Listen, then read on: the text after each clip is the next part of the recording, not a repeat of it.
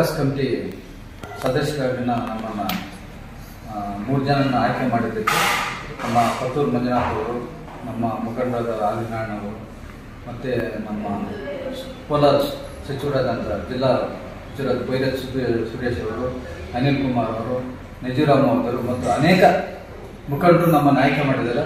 ಅವರಿಗೆಲ್ಲ ಬ್ಲಾಕ್ ಅಧ್ಯಕ್ಷರು, ನಮ್ಮ ಮುಳಬಾಲ್ ತಾಲೂಕಿನ ಬ್ಲಾಕ್ ಅಧ್ಯಕ್ಷರು ಎಲ್ರಿಗೂ ನಾವು ಅಭಿನಂದನೆ ಸಲ್ಲಿಸ್ತೀವಿ. ನಮ್ಮನ್ನು ಇವತ್ತೇನು ಆಯ್ಕೆ ಮಾಡಿದ್ದಾರೆ, ನಾವು ಪ್ರಾಮಾಣಿಕವಾಗಿ ಭೂರಹಿತ ರೈತರಿಗೆ ನ್ಯಾಯ ಕೊಡಿಸ್ತೀವಿ ಅಂತೇಳಿ ನಾವು ಮುಂದೆ ನಾವು ಪ್ರಮಾಣ ಮಾಡ್ತೀವಿ. ನಮ್ಮ ಮುಳಬಾಲ್ ತಾಲೂಕಿನ ಅಕ್ರಮ ಸಕ್ರಮ ಅಂಥೇಳಿ ಏನು ಬಹುರಕಂ ಅಂತೇಳಿ ಒಂದು ಕಮಿಟಿ ಇದೆ.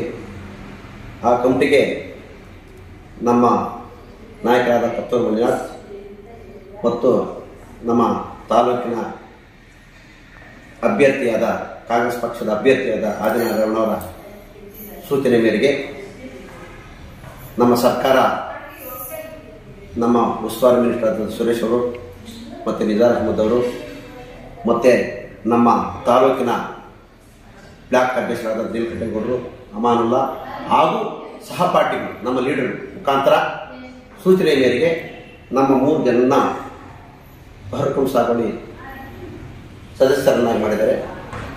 ಅಧ್ಯಕ್ಷರನ್ನಾಗಿ MLA ಇರ್ತಾರೆ, ನಾವು ಸದಸ್ಯರಾಗಿರ್ತೀವಿ.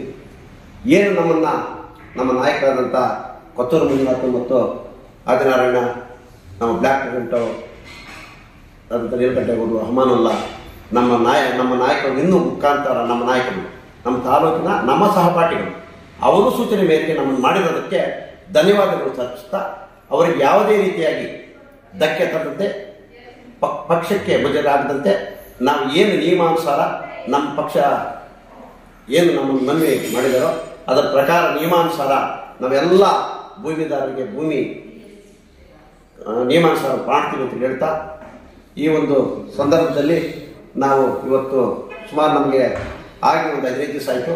ನಾವು ಇಷ್ಟರೊಳಗಾಗಿ ನಮ್ಮ ನಾಯಕರನ್ನ ಭೇಟಿ ಮಾಡಬೇಕಾಗಿತ್ತು. ನಮ್ಮ ಕೊತ್ತೂರು ಮಂಜುನಾಥ್ ಅವರು ದೂರದಲ್ಲೇ ಪ್ರಯಾಣದಿಂದ ಇಲ್ಲೇ ಇರೋದ್ರಿಂದ ಇವತ್ತು ಬಂದು ಅವರನ್ನು ಸನ್ಮಾನ ಮಾಡಿ ಮತ್ತೆ ನಮ್ಮ ಅಭ್ಯರ್ಥಿ ಅಂತ ಆದಿನಾರಾಯಣವರಿಗೆ ಸನ್ಮಾನಿಸಬೇಕು ಅಂತೇಳಿ ನಾವು 3 ಜನ ತಿಳ್ಕೊಂಡು ಬಂದಿದ್ದೀವಿ. ನಾವು ಹೋಗ್ತೀವಿ.